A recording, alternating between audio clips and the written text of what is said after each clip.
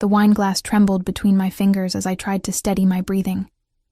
My ex-husband's voice cut through the elegant hum of Bellissima, the upscale Italian restaurant where I'd been working for just under 6 months. The crisp white tablecloth beneath my hands felt suddenly abrasive, my skin hypersensitive as anxiety coursed through my veins. Still waiting tables at 32, Emma? I'm not surprised. You always lacked ambition. Daniel's words sliced through me with practiced precision, the same cutting tone he'd perfected during our 5 years of marriage. I glanced at the blonde beside him, his new girlfriend, I presumed, who tittered behind manicured fingers. Her diamond bracelet caught the light, reminiscent of the jewelry Daniel had always promised me but never delivered. "Your usual table is ready, Mr. Winters," I managed, proud that my voice betrayed nothing of the humiliation burning inside me. The scent of his familiar cologne, sandalwood and bergamot, triggered memories I'd spent 18 months trying to erase. "Actually," Daniel said, leaning back in his chair, his custom suit stretching across shoulders that had once felt like home, "I think we'll take that one." He pointed to the corner table, the best in the house, reserved for special guests, a table I couldn't give him. "I'm sorry, that section is reserved," I replied, the rehearsed smile pinching my cheeks. Daniel's eyes narrowed. "Come on, Em, for old time's sake. Or are you still bitter that I left?" He turned to his date. She never could accept when things were over, part of why it didn't work out. The humiliation burned hotter. 3 other servers hovered nearby, pretending not to listen while clearing tables with exaggerated focus. I'd told none of my coworkers about my divorce, about how Daniel had drained our joint account before leaving me with nothing but debt and trust issues. "Your table is this way," I repeated, turning to lead them through the dimly lit restaurant, past the soft glow of candles and murmuring couples. "I heard you had to move back in with your mother," Daniel continued, his voice deliberately loud enough for nearby diners to hear. "Pathetic, isn't it, Caroline? This is what happens when you marry for love without a prenup." My knees weakened. How did he know about my mother's place? I'd been living in her spare bedroom since losing our apartment, working double shifts to save for my own place while helping with her medical bills. The uniform I wore, a crisp white blouse and black skirt, suddenly felt like a billboard advertising my failure. That's when I noticed him. He sat alone at the corner table, the one Daniel had demanded. I'd never served him personally, but every staff member knew who he was. Salvatore Russo, owner of half the properties in this part of the city, including a rumored stake in Bellissima itself. His presence was always announced by the 2 men who entered first, security who scanned the restaurant before he arrived, and the hushed whispers that followed. Tonight, he wore a charcoal suit that looked hand-stitched, his dark hair swept back from a face that belonged in Renaissance paintings, angular jaw, sculpted cheekbones, eyes the color of aged whiskey. Despite the summer heat outside, he showed no sign of discomfort. His posture relaxed yet commanding. Even seated, his authority was palpable. What caught me off guard was that he was watching me. Not glancing, not the casual observation of a bored diner. Watching. His eyes locked with mine across the room with such intensity that the rest of the restaurant seemed to fade into silence. His gaze held neither pity nor amusement at my humiliation, just a dark, calculating interest that made my skin prickle. "Still driving that beat-up Honda?" Daniel continued behind me, oblivious to my distraction. "I always told you it was embarrassing. Caroline and I just got a new Miss." The single word cut through Daniel's monologue like a blade. Salvatore Russo had raised 1 finger, not even his entire hand, and every server in the vicinity froze. My heart hammered against my ribs as his security detail shifted, suddenly alert. The entire restaurant seemed to hold its breath. "Sir?" I managed, my voice barely audible. "These guests seem dissatisfied with your service." His voice was deeper than I expected, with the barest hint of an Italian accent. "I believe there's been a misunderstanding." Daniel, sensing an opportunity to complain to management, stepped forward. "Yes, we requested the corner table, and I wasn't speaking to you." Salvatore never took his eyes off me, his tone causing Daniel to physically recoil. Then, with deliberate slowness, Salvatore moved the leather portfolio that had been resting on the chair opposite him. "Sit with me." It wasn't a request. The restaurant went so quiet I could hear the ice settling in water glasses. Daniel's face flushed red, but the presence of Salvatore's security, one stationed by the door, another near the bar, kept him silent. I should have been frightened. Every instinct screamed that Salvatore Russo was dangerous. The rumors about his connections, the way even our restaurant manager deferred to him, the subtle threat that hung around him like expensive cologne.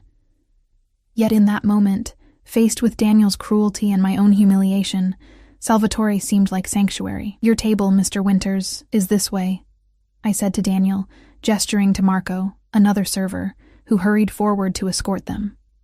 I smoothed my skirt with trembling hands and approached Salvatore's table. Up close, he was even more intimidating. A thin scar traced his left eyebrow, and a heavy watch gleamed on his wrist. I caught the scent of something rich and masculine. Not cologne exactly, but something more elemental. His hands, resting casually on the table, bore a single platinum ring and immaculate nails. "Thank you," I said quietly, as I slid into the seat across from him, unsure what else to say. His eyes studied me with uncomfortable thoroughness. "Your ex-husband," he stated rather than asked, his voice low enough that only I could hear. I nodded, wondering how he knew. Men who publicly humiliate women they once claimed to love reveal much about their character. He picked up his wine glass, swirling the dark red liquid. None of it admirable. Before I could respond, Sophia, our head server, rushed over. "Mr. Russo, I apologize for the interruption. Emma will be taking her break now," he interrupted, not looking at her. "Bring her whatever she'd like." Sophia hesitated, glancing between us with obvious concern. I should have been offended at being discussed as if I weren't present, but something in his manner, the absolute certainty that his word was law, made protest seem impossible. "It's fine, Sophia," I assured her. "Could you ask Marco to cover my section for 20 minutes? After Sophia departed, an awkward silence fell. I was acutely aware of Daniel watching from across the room, his expression a mix of confusion and anger. "You don't know who I am," Salvatore finally said, studying me with that same unsettling intensity. "Everyone knows who you are, Mr. Russo." A smile touched his lips, brief, contained, yet somehow transforming his severe features. "They know a name, a reputation." He leaned forward slightly. "Tell me, Emma, what exactly did he take from you?" The directness of the question startled me. How do you know my name?" He gestured to my name tag with a slight tilt of his head. "Right," I murmured, feeling foolish. "You didn't answer my question. I shouldn't have told him. This man was a stranger, and likely a dangerous one, yet something in his steady gaze made the truth spill out. Everything. Our savings. The apartment, my credit score. I twisted the simple silver band I still wore on my right hand. My grandmother's ring. The one thing Daniel hadn't managed to take. My dignity, apparently. Salvatore's expression didn't change, but something in his eyes darkened. And what did the law do? Nothing. The accounts were joint. Legally, he was entitled to empty them. The bitterness I'd been suppressing rose to the surface. 5 years together, and I never thought he'd... I stopped myself. "I'm sorry. You don't need to hear this." "I asked," he said simply. A waiter appeared with another glass of wine, placing it before me. I hadn't ordered it, but Salvatore nodded at the glass. "Drink. It will steady your nerves." I took a sip, surprised by the rich complexity that flooded my tongue. It wasn't the house wine we served by the glass. This was something far more expensive. "Why did you ask me to sit with you?" I finally managed. He considered me for a long moment. "Because you have sad eyes, Emma, and because men like him," his gaze flicked briefly toward Daniel's table, "should not be allowed to feel they've won." There was something in his voice, a hardness, a finality, that sent a shiver down my spine. This wasn't normal conversation. This was something else entirely. "You don't know me," I said softly. "I know enough." He checked his watch. Platinum, like his ring. "You remind me of someone I once knew. Someone who also trusted unwisely." Before I could ask what he meant, his phone buzzed. He glanced at it briefly, then placed it face down on the table. I have a proposition for you, Emma. My body tensed immediately. I'd heard enough rumors about powerful men and vulnerable women to be wary. I'm not that kind, he cut in, his voice suddenly cold. Don't insult us both. Chastened, I nodded for him to continue. I'm hosting a charity gala this Saturday at the Laurent Hotel. I find myself unexpectedly without a companion for the evening. His eyes held mine. I would like you to accompany me. The request was so unexpected I nearly laughed. Me? I'm a waitress. You're a woman who has been wronged. He took a sip of his wine, watching me over the rim of his glass. I dislike seeing injustice go uncorrected. And taking me to a gala corrects it how? For the first time, something like genuine amusement crossed his features. Your ex-husband works for Hayes Investment Group, does he not? Lawrence Hayes will be attending my gala, with all his senior employees. My breath caught.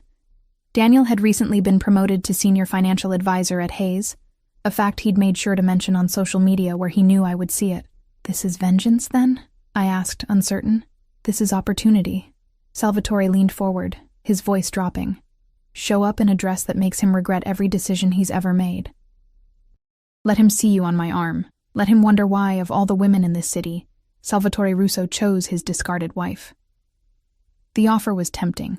So tempting my hands shook, the chance to show Daniel I wasn't broken, wasn't destitute and desperate as he believed. The petty, wounded part of me that had cried into my pillow for months wanted to say yes immediately. But the rational part knew better. Why would you do this for a stranger? I asked. His expression remained unreadable. Perhaps I'm not as altruistic as I'm presenting. Perhaps I simply want the most interesting woman in the room on my arm. I'm not interesting. I'm ordinary. No, he said with such conviction I almost believed him. You're surviving. There's nothing ordinary about that. From across the restaurant, I could feel Daniel's eyes boring into us, could sense his confusion and growing anger. In one unexpected moment, the power dynamic between us had shifted. Say yes, Emma, Salvatore urged, his voice a velvet command. Let me show you what it feels like to be valued.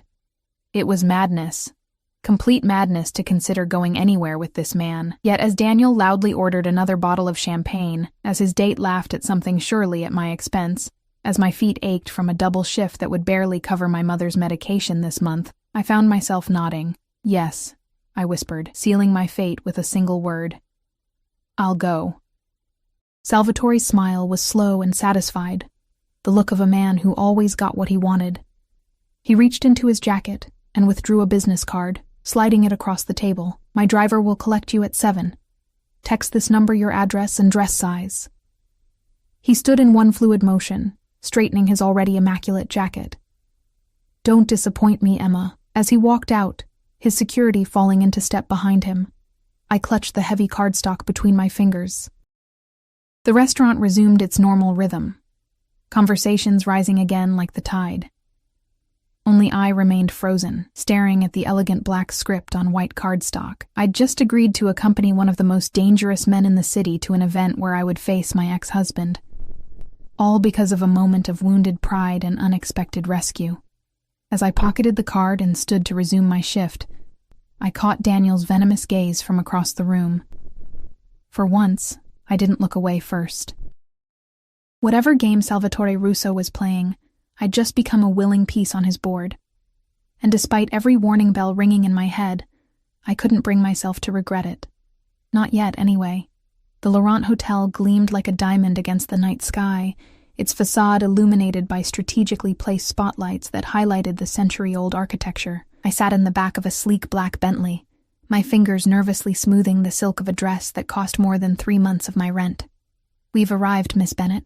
The driver, a broad-shouldered man named Anton, who hadn't spoken more than 10 words during our 20-minute drive, glanced at me in the rearview mirror. His eyes betrayed nothing, but I sensed he was assessing me, perhaps wondering why his employer had sent him to collect a waitress from a modest apartment on the unfashionable side of town. Thank you, I managed, my voice steadier than I felt.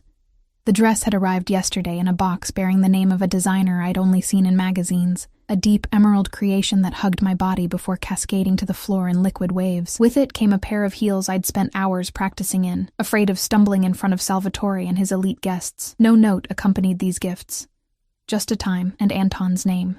My mother had watched with worried eyes as I'd transformed myself in our small bathroom, applying makeup with trembling hands. "Emma, honey, are you sure about this?" she'd asked, leaning against the doorframe, her bathrobe belted tightly around her too-thin frame. "Men like that, they're used to taking what they want. It's just one night, Mom," I'd assured her, brushing mascara onto my lashes. One night of pretending to be someone else.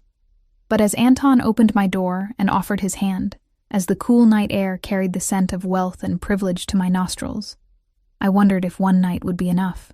Or too much. The hotel lobby bustled with beautiful people in exquisite clothing, all heading toward the grand ballroom where Salvatore's gala was being held. I followed Anton through the crowd, acutely aware of curious glances. Did I look as out of place as I felt?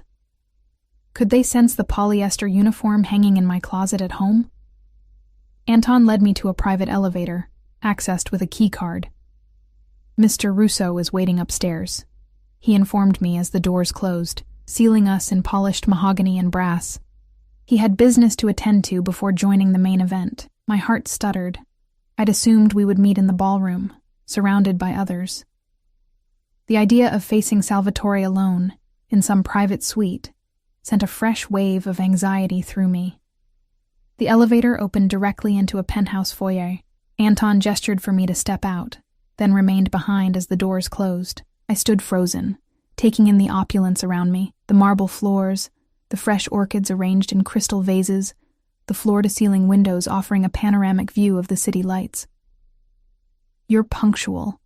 I appreciate that in a woman." I turned to find Salvatore watching me from the entrance to what appeared to be a living room.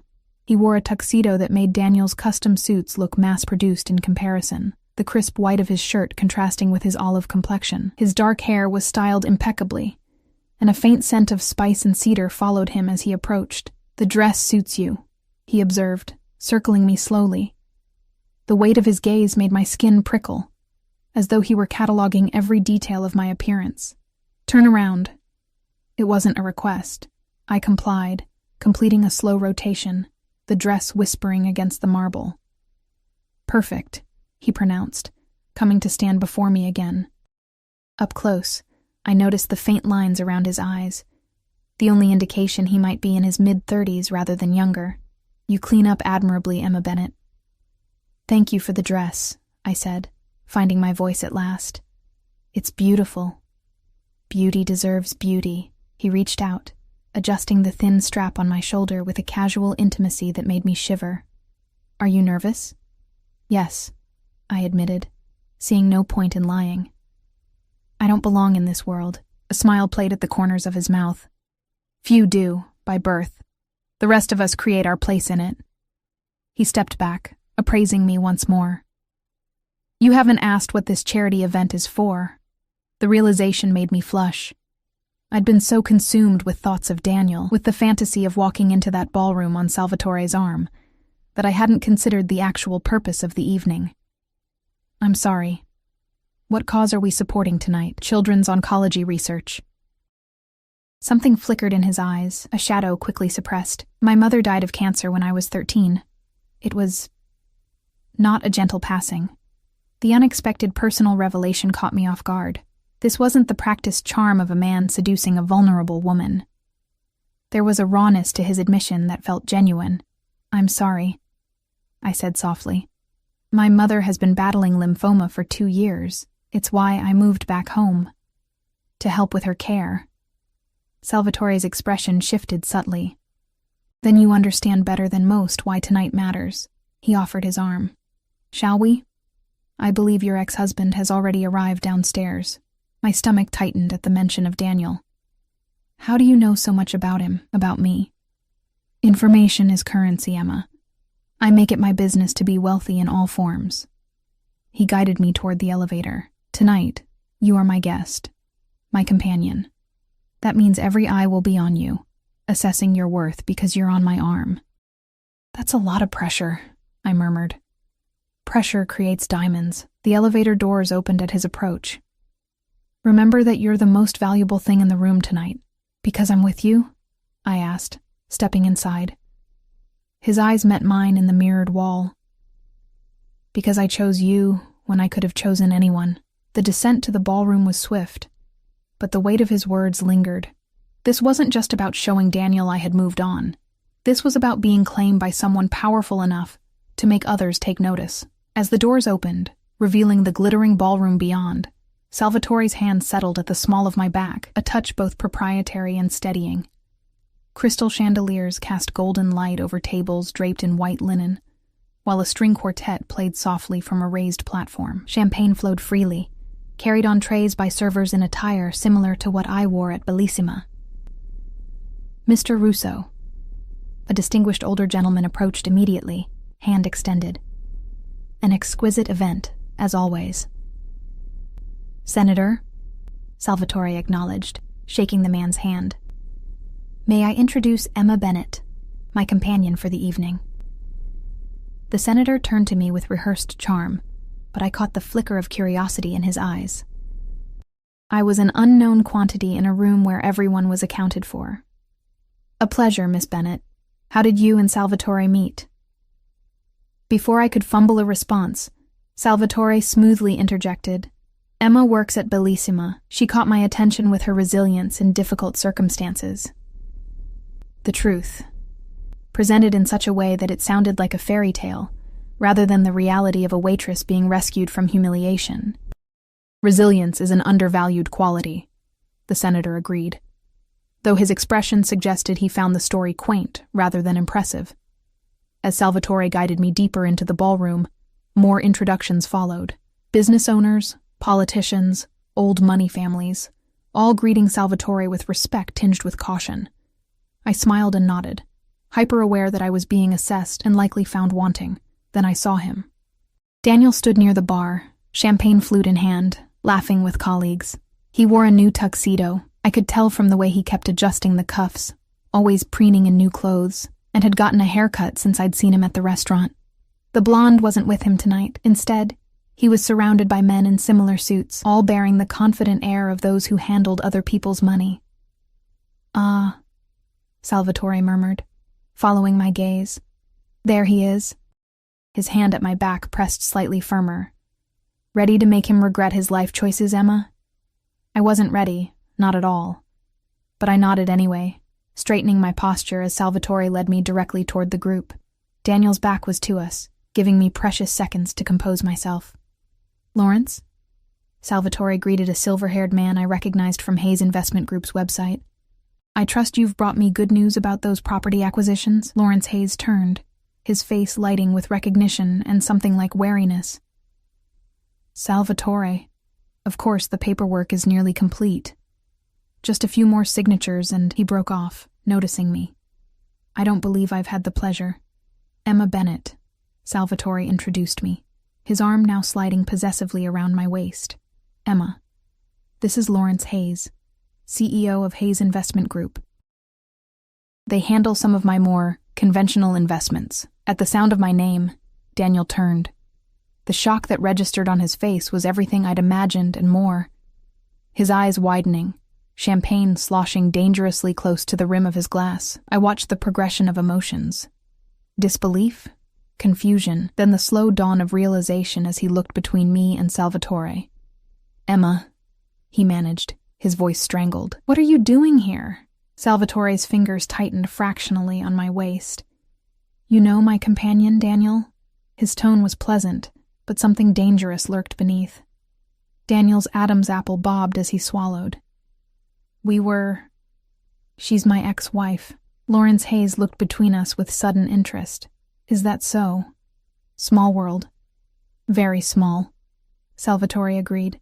"Daniel was just in Bellissima the other night. Weren't you, Daniel? Though you seemed less than pleased with the service." The color drained from Daniel's face.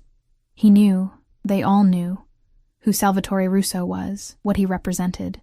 The room's atmosphere had shifted subtly, the other men from Hayes stepping back slightly as if to disassociate themselves.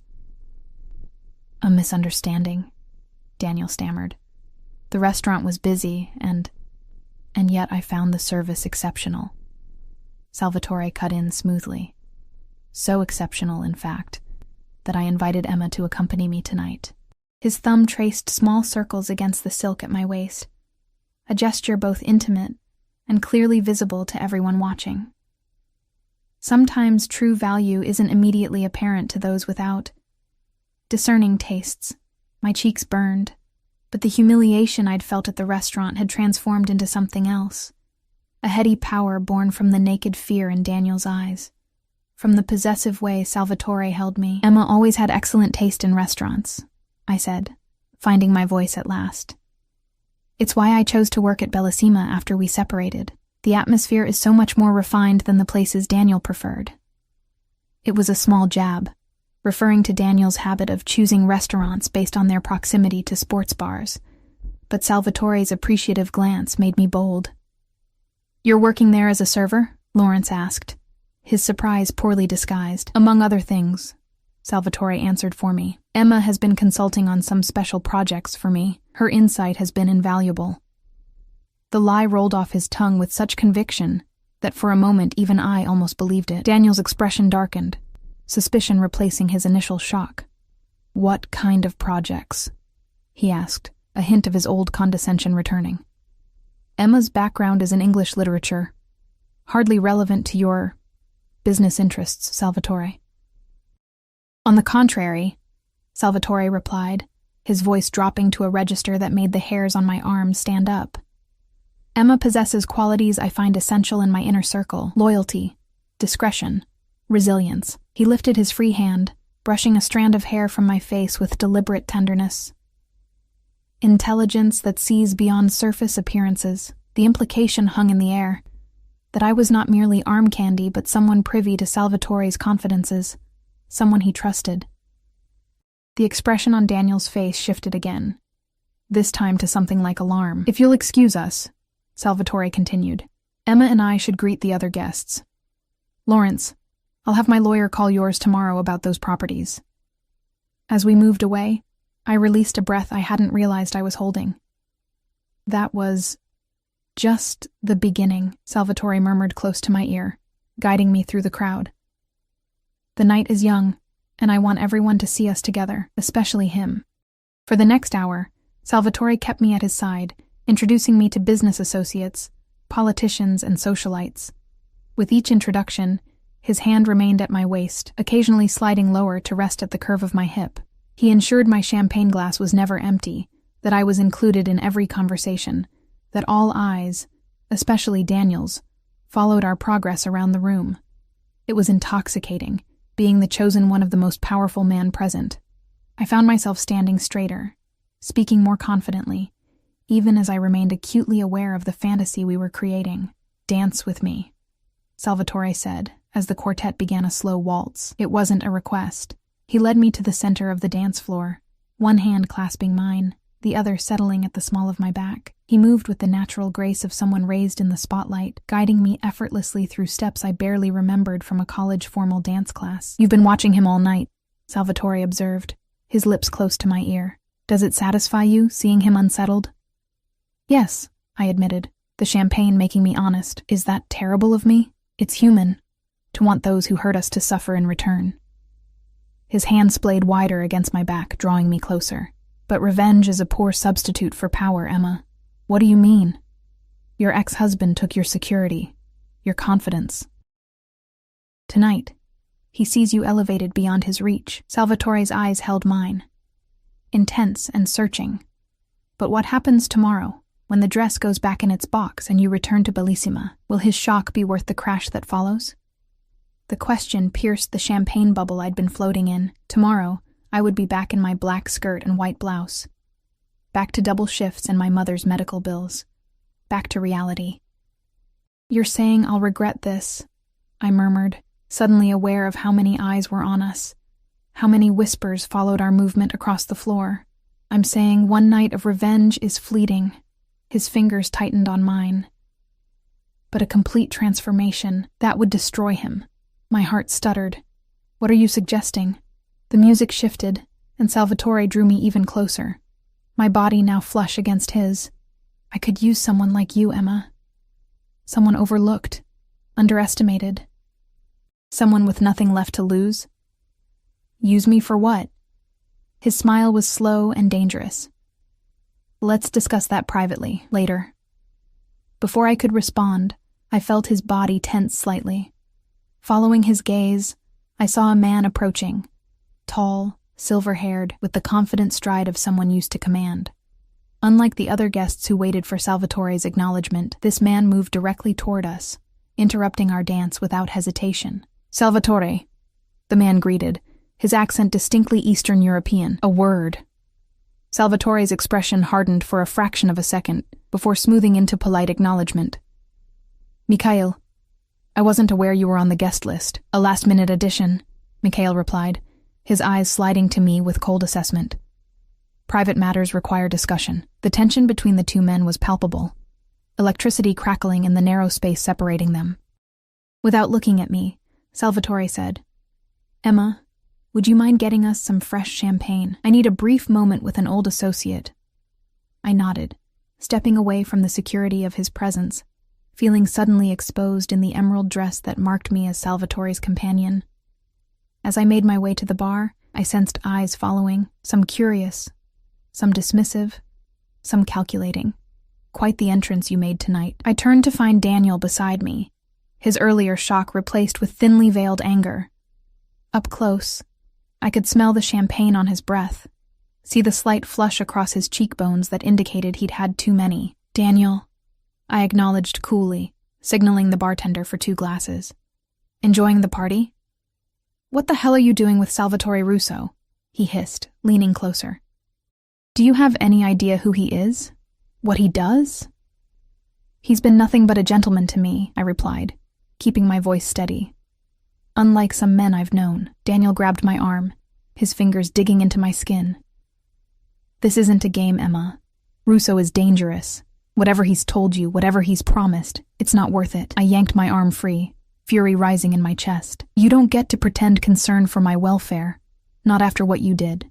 "What I did was leave a failing marriage," he snapped. "What you're doing is getting involved with a man who ruins lives for sport. Why do you think Hayes is so nervous tonight? Half our clients are terrified of crossing Russo's interests."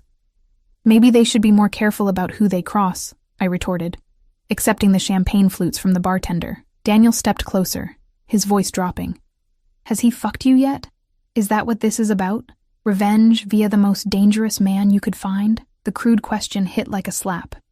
Before I could respond, a hand settled on Daniel's shoulder, not Salvatore's, but Anton's, the driver who had brought me to the hotel. "Mr. Russo suggests you step away from Miss Bennett," Anton said quietly, his massive frame dwarfing Daniel's. Daniel's face contorted with fury and fear. "Tell your boss to find another pawn." "Emma's not cut out for his world." "That will be all, Mr. Winters," Anton replied, his grip visibly tightening until Daniel winced. As Daniel retreated, shooting me one last warning glance, Anton turned to me. "Mr. Russo apologizes for the interruption. He asks that you join him in the private lounge. I'll escort you." The champagne glasses forgotten, I followed Anton through a discreet door at the side of the ballroom, and down a corridor lined with artwork worth more than I would earn in a lifetime. We stopped at a heavy wooden door guarded by 2 men who nodded to Anton and stepped aside. The room beyond was intimate, leather sofas arranged around a low table, a fire burning in a marble hearth despite the warm evening. Salvatore stood alone by the window, silhouetted against the city lights, a tumbler of amber liquid in his hand. "Leave us," he instructed Anton without turning. The door closed with a soft click, sealing us in private luxury. "Your ex-husband accosted you at the bar," Salvatore said, still facing the window. It wasn't a question. "You saw?" I asked, suddenly conscious of how he seemed to know everything that happened around him. "I see everything concerning you, Emma." He turned then, his expression unreadable. "Did he frighten you?" "No," I answered truthfully. "He tried to warn me about you." Salvatore's laugh was soft and without humor. "How noble of him, and what terrible things did he say?" I hesitated, uncertain how to navigate these waters. He implied your business interests aren't entirely legitimate. And do you believe him? Salvatore moved closer, stopping when barely a foot separated us. His presence seemed to fill the room, making it difficult to think clearly. I believe everyone in that ballroom fears you, I said carefully. And yet they court your favor. Fear and respect are close cousins. He reached out, his fingers tracing the line of my jaw with feather-light precision, sometimes indistinguishable. I should have stepped back, should have thanked him for the evening and asked to be taken home. Instead, I remained frozen, mesmerized by the danger and possibility he represented. What did you mean before? I asked, my voice barely above a whisper. About using me? His hand dropped to the side of my neck, thumb resting at the pulse point where my heartbeat betrayed my nervous anticipation. I meant exactly what I said. I need someone loyal, someone overlooked, someone with nothing left to lose. His eyes held mine. Someone like you, Emma Bennett. For what purpose? I pressed. To be my eyes and ears in places I cannot go. To be above suspicion. His thumb moved in a slow circle against my skin. To belong to me. In all ways that matter. The possessiveness in his voice should have repelled me. Instead, it ignited something primal. The desire to be claimed, to be valued, to be protected after months of vulnerability. And if I say yes, my voice trembled despite my efforts to control it. What then? Salvatore's eyes darkened. Then you enter my world completely. No more waiting tables. No more financial worries. Your mother's medical care provided for. His hand slid to cup the back of my neck. In return, you are mine. Exclusively mine. A kept woman, I breathed, the words both thrilling and terrifying. A partner, he corrected. I have mistresses, Emma. What I need is someone I can trust. The blunt honesty caught me off guard. Why me? You could have anyone. Because you have sad eyes, but you haven't surrendered. Because you serve champagne to men who don't deserve to breathe the same air as you, yet you do it with dignity. His gaze burned into mine. Because from the moment I saw him humiliate you, I wanted to possess what he was foolish enough to discard. It was a confession of obsession, not love. A dangerous proposition from a dangerous man. Yet as the fire crackled and the muffled sounds of the gala continued beyond the door, I found myself weighing not whether to accept, but what I would become if I did. I need to think, I whispered. Salvatore nodded once, releasing me. You have until tomorrow night. I'll send Anton for your answer. He moved back to the window, dismissal clear in his posture. For tonight, we return to our performance. Your ex-husband should leave with no doubt about who you belong to now. As if summoned by those words, Anton appeared at the door, ready to escort me back to the ballroom and the fantasy we had crafted for public consumption. One more night of pretending before I had to decide whether to make the fantasy permanent. And as Salvatore offered his arm once more, as we stepped back into the glittering crowd with his hand possessively at my waist, I caught Daniel watching us with naked fear in his eyes. Fear not for himself, I realized with sudden clarity, but for me. The morning after the gala, I awoke to sunlight filtering through thin curtains and the distant sound of my mother's television in the living room. For a moment, I lay still, the emerald dress hanging on my closet door, the only evidence that last night hadn't been a dream. My phone buzzed on the nightstand, a text from an unknown number. Your decision, 8 p.m. tonight. Simple. Direct, leaving no room for negotiation or delay. I pressed the phone to my chest, memories flooding back, Salvatore's hand at my waist, the fear in Daniel's eyes, the promise of a life where financial worries wouldn't consume my every waking moment, where my mother's medical care would be guaranteed, where I would belong to someone powerful enough to remake my world. Emma? My mother's soft knock preceded her appearance in the doorway. She looked paler this morning, the treatments taking their toll. How was your evening with the mysterious Mr. Russo? I sat up, trying to arrange my thoughts into something that wouldn't worry her. It was interesting, opulent. She studied me with the perceptiveness that illness had only sharpened. And dangerous, I imagine. She moved to sit at the edge of my bed, her bathrobe hanging loosely on her thinning frame. You had that look when you came home last night. The same look you had before you ran off to marry Daniel. This isn't like that, I protested, though I wasn't entirely convinced myself. No, she agreed, surprising me. It's worse. Men like Salvatore Russo don't pursue waitresses for their conversation, Emma. She took my hand, her fingers cool against my skin. Whatever he's offering, remember there will be a price. If only she knew how right she was, and how tempted I was to pay it. I have to get ready for work, I said, slipping from beneath the covers. My shift at Bellissima started at noon, giving me precious little time to process everything before facing the real world again. My mother nodded, rising slowly. Just promise me you'll be careful. I can't lose you too. The words hit like a physical blow. After my father's death 3 years ago, and her diagnosis shortly after, we had only each other. My decision wouldn't affect just me. I promise, I whispered, knowing it might be a promise I couldn't keep. Bellissima was quiet for a Tuesday lunch service, the dining room half empty as I moved between tables with practiced efficiency. My uniform felt strange after the silk and luxury of last night.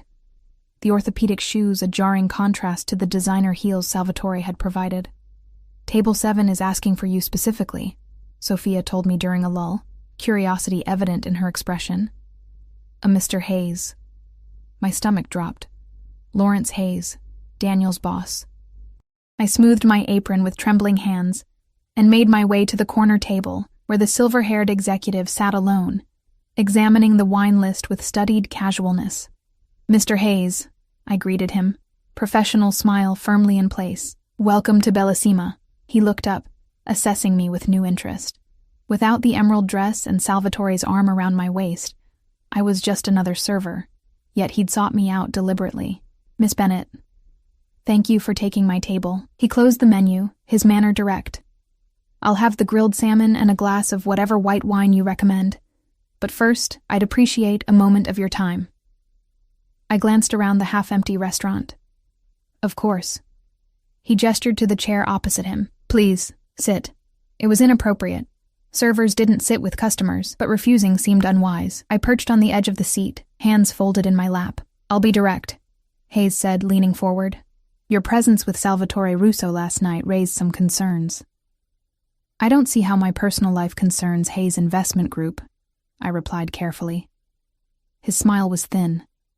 Normally it wouldn't, but Daniel's reaction was noticeable. And given Salvatore's recent interest in acquiring properties our firm has stakes in, I can't help wondering about the timing. The implication was clear. He suspected I was being used to manipulate Daniel to get information about Hayes' investments. Mr. Hayes, I was invited to the gala as Mr. Russo's companion. Nothing more. I maintained eye contact, refusing to be intimidated. If Daniel was uncomfortable seeing me there, that's unfortunate, but hardly my concern. Hayes studied me, searching for deception. Daniel says you're not the type to get involved with someone like Russo, that you're too principled. A bitter laugh escaped before I could stop it. Daniel emptied our joint accounts and left me with nothing but debt when he decided our marriage was inconvenient. His assessment of my principles is hardly reliable. Something like respect flickered in Hayes' eyes. Fair enough. He sat back, the interrogation apparently complete. I hope, for your sake, you know what you're doing with Russo. He isn't known for his forgiving nature when crossed. The warning hung between us as I rose. I'll put your order in right away, Mr. Hayes. As I walked back to the kitchen, my phone vibrated in my pocket. Another text from the unknown number. Your mother's appointment has been moved to Dr. Kessler at Memorial. Car, waiting outside. I froze, pulse racing. My mother had an oncology appointment this afternoon, at the county hospital, with a doctor we'd waited 3 months to see. Dr. Kessler was the city's leading oncologist, with a closed practice and a waiting list years long, and Salvatore had already arranged it, before I'd even given him my answer. I found Sophia in the kitchen. I need to leave, I said, my voice urgent. Family emergency. Her eyes widened with concern. Of course. Is it your mother? Yes, but it's complicated. I'll explain later. I was already untying my apron, reaching for my bag in the staff room. Minutes later, I burst through Bellissima's front doors to find a black sedan idling at the curb. The driver, not Anton this time, but a woman with a severe bob and perfect posture, opened the rear door without a word. "Who are you?" I demanded, not moving toward the car. "Maria. I work for Mr. Russo." Her voice was clipped, professional. "Your mother is already in the car. We're going to be late for her appointment if we don't leave now." Sure enough, I could see my mother's confused face peering from the back seat. I approached cautiously, opening the door wider. "Emma, what's happening?" she asked as I slid in beside her. "This woman showed up saying my doctor appointment was changed. I tried to call you, but it's all right," I assured her, taking her hand as the car pulled away from the curb. "It's been arranged by a friend." "Mr. Russo," Maria supplied from the front seat, meeting my eyes in the rearview mirror. "Dr. Kessler is his personal physician. The doctor has reviewed your mother's files and believes there may be treatment options your previous doctors overlooked." My mother turned to me, alarm replacing confusion. "Emma, what have you done?" "Nothing," I said quickly. "Not yet.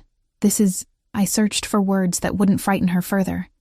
This is a gesture of goodwill. Or a demonstration of power, a reminder of what Salvatore could provide, and what accepting his offer would mean." The ride to Memorial was silent, my mother's hand clutching mine with surprising strength. When we arrived, we were escorted past the crowded waiting room directly to a private suite where Dr. Kessler, a distinguished man in his 60s with kind eyes and confident movements, was waiting. Miss Bennett, he greeted us warmly. "I've been reviewing your case. I believe we have options to discuss." For the next hour, he outlined an experimental treatment protocol, one normally reserved for patients with significant financial resources or connections. The survival rates he quoted were double what we'd been told by previous doctors. "How much will this cost?" my mother asked, ever practical despite the hope now brightening her eyes. Dr. Kessler's smile was practiced. "The financial aspects have been arranged. You're to focus on getting well, Mrs. Bennett." As the appointment concluded, a nurse appeared with a schedule of treatments beginning the following week. My mother was led away for preliminary blood work, leaving me alone with Dr. Kessler. "Mr. Russo is very interested in your mother's recovery," he said, his tone careful. "It's rare for him to involve himself in a patient's care so directly." I swallowed hard. And if things changed between Mr. Russo and myself, would my mother's treatment continue? The doctor's expression revealed nothing. I couldn't say. I only know that he was explicit about providing the best care possible, regardless of cost. The message couldn't have been clearer. My mother's life was now a bargaining chip. When we returned home that afternoon, my mother sat me down at our small kitchen table. "Emma, you need to tell me what's going on. Who is this man, and why is he paying for my treatment?" I couldn't meet her eyes. "He's offered me a position, working for him." "What kind of position?" Her voice was sharp with suspicion. "A companion, an assistant of sorts." The half-truths stuck in my throat. She reached across the table, forcing me to look at her.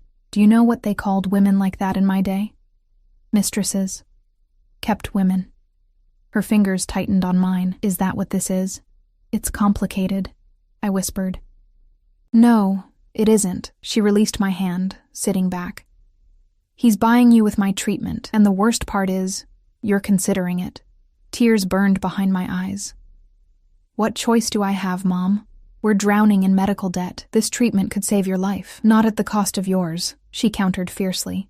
"I won't have my life extended by watching you sell yourself to a man like that."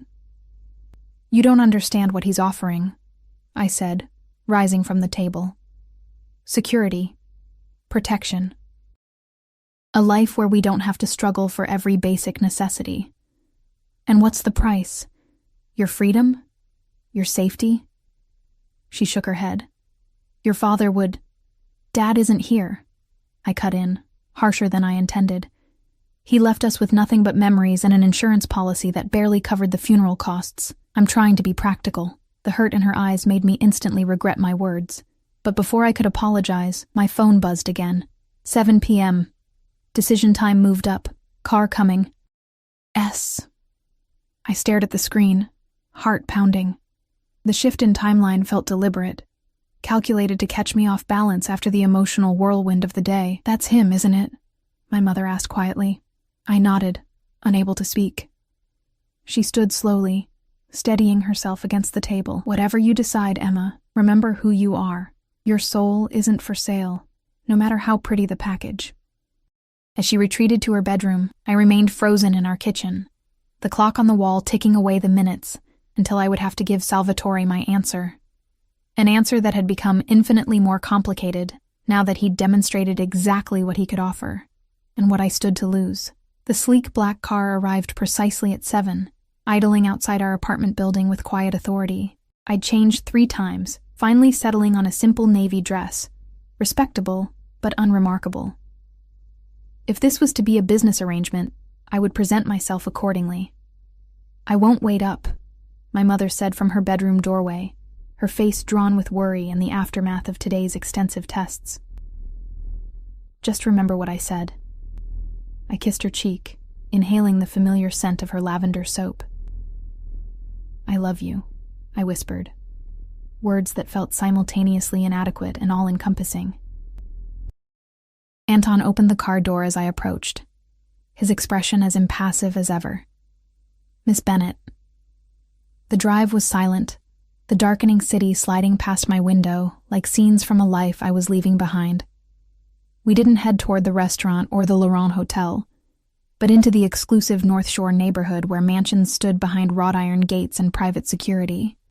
The car turned into a curved driveway, approaching a modern structure of glass and stone perched at the edge of a cliff overlooking the water. Unlike the ostentatious homes we'd passed, this one projected quiet power, understated elegance that required no explanation. "Mr. Russo is waiting in the study," Anton informed me as we entered a soaring foyer of marble and light. "This way." I followed him through the immaculate house, noting the absence of personal touches, no photographs, no mementos, nothing that revealed the man who lived here. The art on the walls was museum quality but emotionally distant, abstract paintings and ancient sculptures behind subtle security glass. Anton knocked once on a heavy wooden door before opening it and gesturing me inside. The study was warm compared to the rest of the house, walls lined with leather-bound books, a fire crackling in a stone hearth, deep leather chairs arranged around a low table bearing a crystal decanter. Salvatore stood by the windows that overlooked the water, silhouetted against the last purple light of sunset. He wore dark trousers and a white shirt, sleeves rolled to the elbows, revealing strong forearms and the glint of an expensive watch. "Emma." He turned as the door closed behind me, Anton withdrawing silently. "Right on time." "You moved up our appointment," I said, remaining near the door, maintaining distance between us. After arranging my mother's medical care without my consent, a slight smile touched his lips. "You're angry." "I'm cautious," I corrected. "You've demonstrated your power and resources quite effectively today." He crossed to a small bar, pouring amber liquid into 2 crystal tumblers. "Would you prefer I hadn't arranged the appointment? Dr. Kessler is difficult to access on short notice. I would prefer understanding your motives before my mother becomes dependent on your generosity." He approached, offering one of the glasses. "My motives are exactly as I stated last night. I want you in my life, in a specific capacity." When I hesitated, he added, "It's just scotch, Emma. If I wanted to compromise you, I wouldn't need chemicals." The blunt statement sent a chill down my spine, even as I accepted the drink. "And what capacity is that exactly? You mentioned being your eyes and ears. What does that entail?" He gestured to one of the leather chairs, taking the one opposite as I sat. "I have business interests across the city, legitimate enterprises that occasionally face complications from less legitimate forces." "You mean criminal elements," I said flatly. His expression revealed nothing. "I mean competitors who don't always respect boundaries. My visibility makes it difficult for me to move unnoticed, to hear unguarded conversations, to understand what happens below the surface." "And I could?" I took a careful sip of the scotch, the liquid burning a path down my throat. "You're intelligent, observant, and most importantly, underestimated." He leaned forward slightly. "People reveal themselves around beautiful women they believe have no power. especially when those women appear to belong to someone else. Understanding dawned, cold and clear. You want me to be seen as your mistress, your possession, while actually gathering intelligence for you. Among other things, he studied me over the rim of his glass. You would live here, accompany me publicly, have access to everything my protection provides. In exchange, you would be loyal only to me, alert to information that might affect my interests, and occasionally placed in positions to observe specific individuals. Spy, you mean?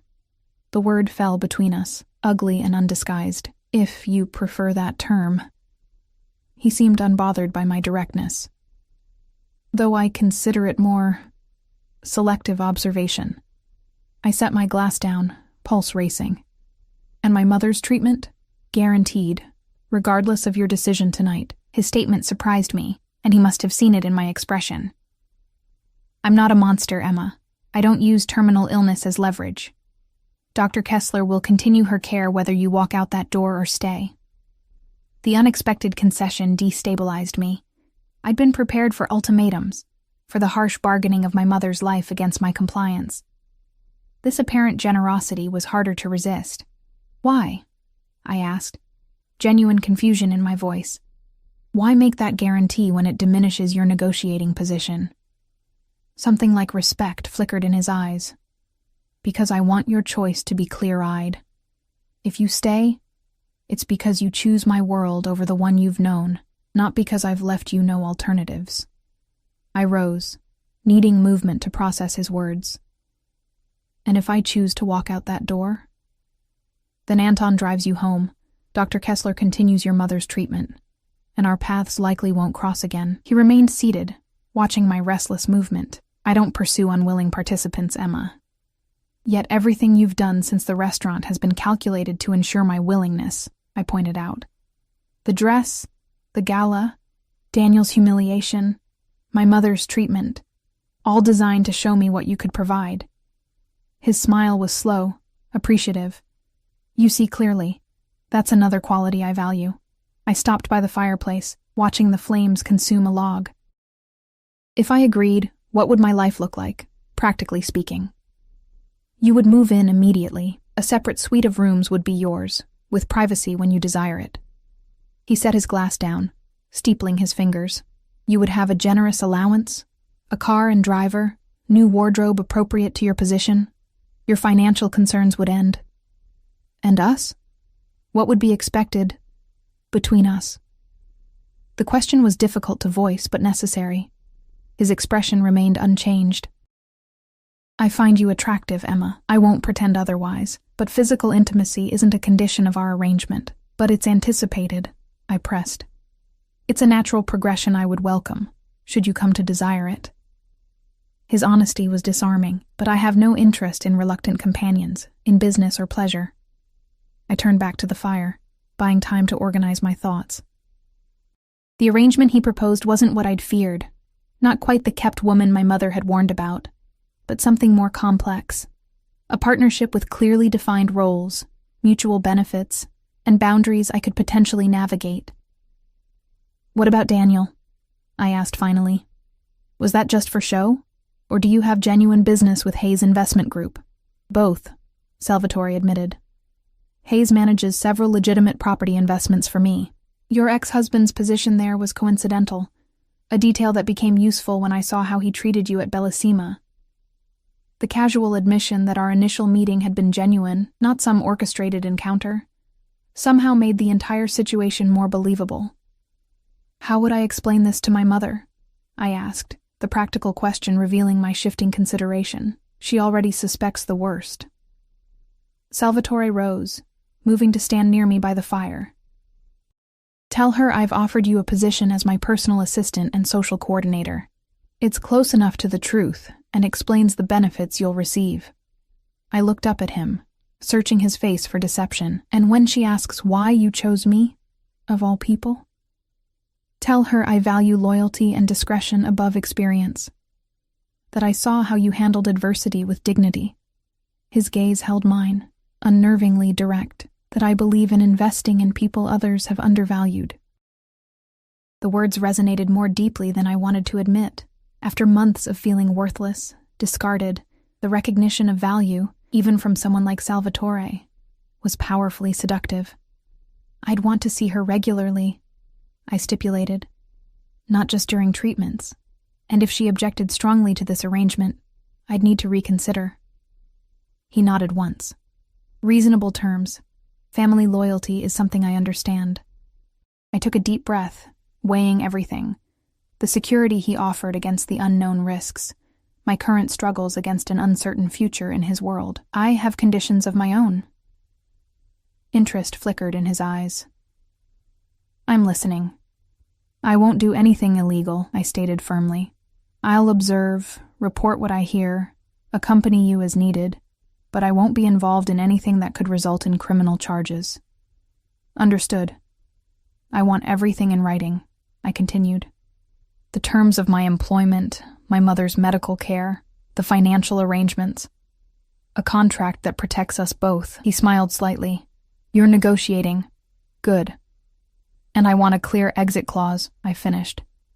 If at any point this arrangement becomes untenable, I need to know I can leave safely, with enough resources to support myself and my mother's continued care. Salvatore studied me for a long moment. You've given this considerable thought. I've had to learn to be practical, I replied. Daniel taught me that much, at least. He extended his hand. We have a preliminary agreement, then. My lawyer will draw up the paperwork tomorrow. I looked at his offered hand, understanding that this was a turning point from which there would be no easy return. Taking it meant stepping into his world, a world of power, protection, and undeniable danger. One last thing, I said, not yet taking his hand. I need to know why me, truly. Not the flattering version, but the real reason. Something shifted in his expression. A momentary glimpse behind the controlled facade.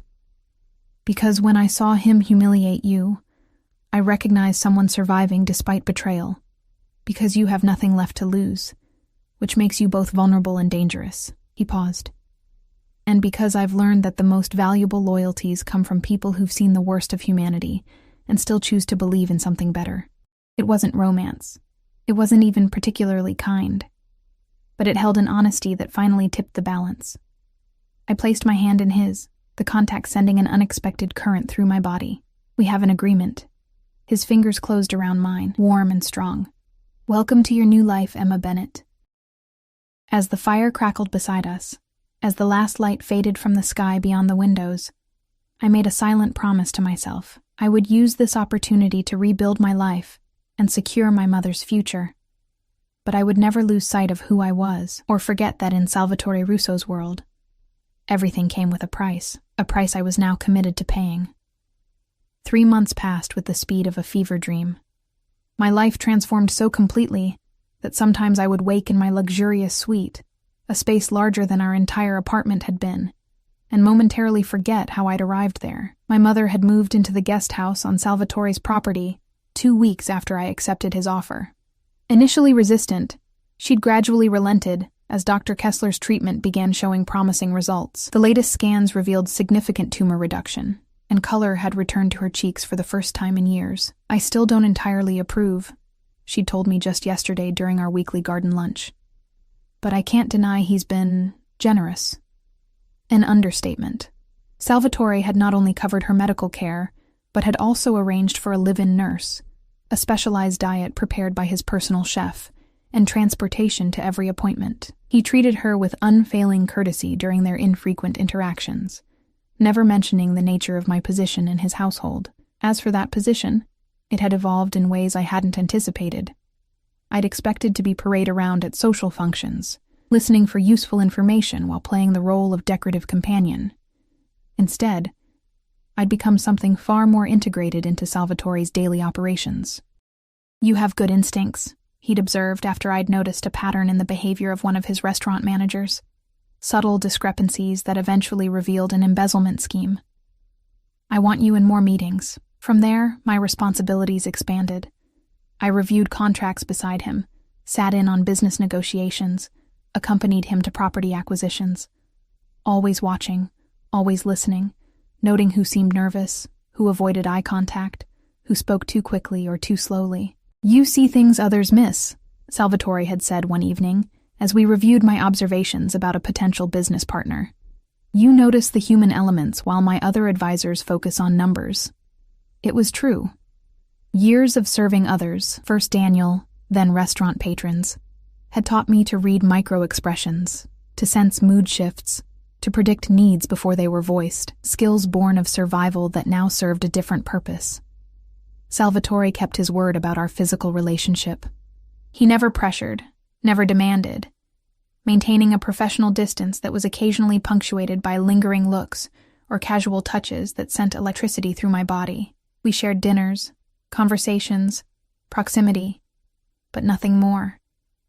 Until last night, I stood at my bedroom window now, watching dawn break over the water, my body still humming with the memory of his hands, his mouth, the weight of him above me.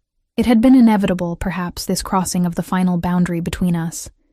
3 months of tension building like a slow-burning fuse, the catalyst had been unexpected. A chance encounter with Daniel at an art gallery opening where Salvatore was a major donor. I'd been examining a sculpture when a familiar voice spoke behind me. "So, it's true. You really have become Russo's pet project." I'd turned to find Daniel watching me, his expression a mix of disdain and poorly concealed curiosity. 3 months had changed him too. A new haircut, expensive watch, designer suit that screamed promotion. "Daniel." I'd kept my voice neutral, conscious of Salvatore across the room, deep in conversation with the gallery owner, but undoubtedly aware of everything happening in his periphery. "Enjoying the exhibition? Cut the act, Emma." He'd stepped closer, lowering his voice.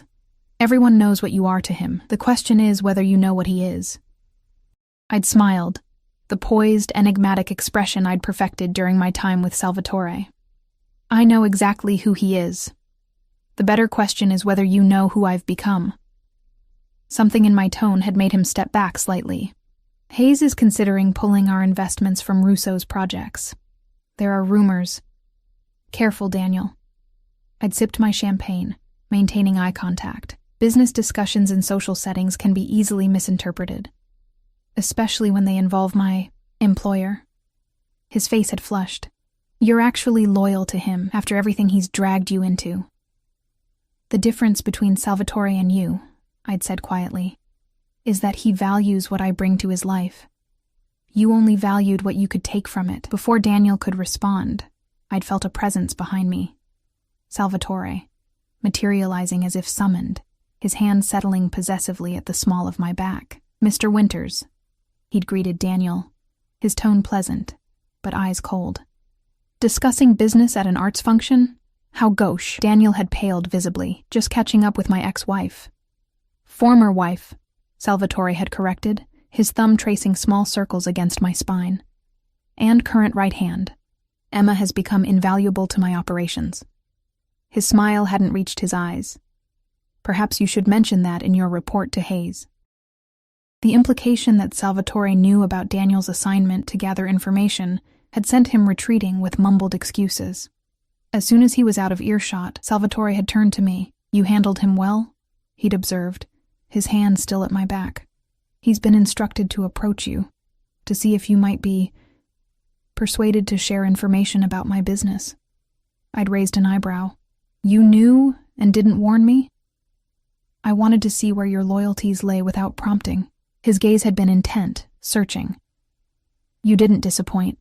The drive home had been charged with unspoken tension, Salvatore's hand resting on my knee in the back of the car, his thumb occasionally brushing against the silk of my dress in a way that seemed both deliberate and unconscious. When we'd arrived home, I'd expected him to retreat to his study as usual. Instead, he'd followed me toward my suite, stopping me in the hallway with a gentle hand on my arm. "You've never asked about the rumors," he'd said, his voice low in the dimly lit corridor. "About my business, my connections, the things Daniel and others have tried to warn you about." I'd turned to face him, suddenly aware of how close he stood, of the heat emanating from his body. "Would you answer truthfully if I did?" "Perhaps." His fingers had traced a path from my shoulder to my collarbone, featherlight. "Would it change anything between us?" The question hung between us, the acknowledgement that whatever I knew or suspected about his dealings, I had already made my choice to remain. No, I'd admitted, it wouldn't. His hand had cupped my face, thumb brushing across my lower lip. Why? Because you've kept every promise you've made to me, I'd whispered. Because my mother is getting better, because you've given me purpose when I had none. Not love, then, he'd said, his voice neutral. Not love, I'd agreed. Something more complicated. His kiss had been gentle at first, questioning rather than demanding, before deepening into something hungry, possession finally claimed after months of patience. I'd responded with equal fervor, 3 months of tension unraveling as his hands found the zipper of my dress as we stumbled into my bedroom, as restraint gave way to urgent need. Now, watching the sunrise paint the water gold and crimson, I wondered what would change between us. Whether last night had altered our carefully negotiated arrangement, or simply added a new dimension to it, a soft knock interrupted my thoughts. I tightened the silk robe around my body before opening the door to find Salvatore fully dressed in one of his immaculate suits, looking as though he'd been awake for hours. "We need to talk," he said without preamble. "There's been a development." I gestured for him to enter, conscious of my bare feet and tousled hair, the visible evidence of our night together. He remained standing, tension evident in the set of his shoulders. "What is it?" I asked, suddenly alert to the unusual gravity in his manner. "Hayes Investment Group has pulled out of 3 major projects without warning. All funds withdrawn, contracts terminated." His expression was controlled, but I'd learned to read the subtle signs of his anger. The tightness around his eyes, the barely perceptible muscle working in his jaw. "Daniel," I breathed, understanding instantly. Last night at the gallery was likely his final attempt to extract information before Hayes made their move. Salvatore's hands slid into his pockets, a gesture I'd come to recognize as him physically restraining his temper. The timing is too convenient to be coincidental. A cold weight settled in my stomach. "You think I said something? That I leaked information?" His eyes met mine, searching. "Did you?" "No." The single word emerged forceful, hurt that he would even question it. "I've been loyal to you from the moment I accepted your offer. You know that." Something in his posture eased slightly. "I needed to hear you say it. You didn't trust my answer to Daniel last night? Or what happened between us after? The hurt deepened, sharpened." Salvatore moved closer, his hand lifting to brush a strand of hair from my face. "Trust is a luxury in my position, Emma. Even with those closest to me, the candid admission stung, but I understood it. In the months I'd spent in his world, I'd seen how isolated his position truly was.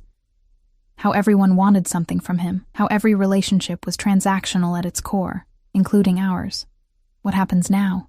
I asked, stepping back from his touch, needing distance to think clearly. "I need to know what Hayes is planning. Their withdrawal jeopardizes developments already underway, properties with other investors involved."